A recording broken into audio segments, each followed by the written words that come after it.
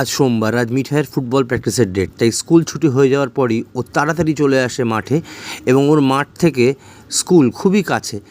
ও যেহেতু প্র্যাকটিস করে রবীন্দ্র সরোবর স্টেডিয়ামে, যারা ফুটবল সম্বন্ধে একটু হলেও ওয়াকিবহাল তারা খুব ভালো করে জানেন যে এভিনিউ সম্মিলনী ক্লাব কলকাতার আজ নয় দীর্ঘ বছর ধরে কলকাতায় বহু বড় বড় ফুটবলারকে তারা প্রডিউস করেছে, এমনকি ইন্ডিয়া টিমেও প্রচুর প্লেয়ার এখানে খেলেছেন। তো মিঠাই বুট হোর্স সিঙ্গার্ড পরে নেমে গেল মাঠে। প্রথমে জগিং করা হয়ে গেল, তারপরে ওদের ট্রেনিং শুরু হয়েছে শট মারা গোলে। তো সেটা হচ্ছে রতন স্যারের আন্ডারে প্র্যাকটিস চলছে, মিঠাই করছে প্র্যাকটিস।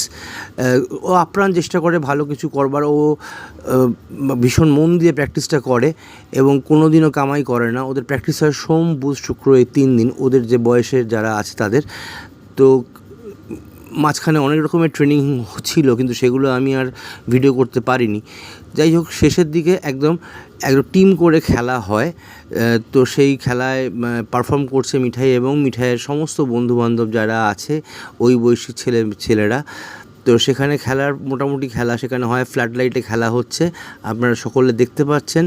তো আমি মিঠাইকে একটাই কথা বলি, ভালো ফুটবলার হও কি না হও সেটা পরের কথা, আগে ভালো মানুষ হওয়াটা খুব দরকার আজকের দিনে। তো সেটাই মিঠাই চেষ্টা করছে হয়তো।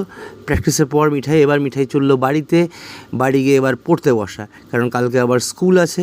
তো মিঠাই কিন্তু ভীষণভাবে লড়ে যাচ্ছে ফুটবল আর পড়াশুনো নিয়ে। ভালো থাকবেন সবাই।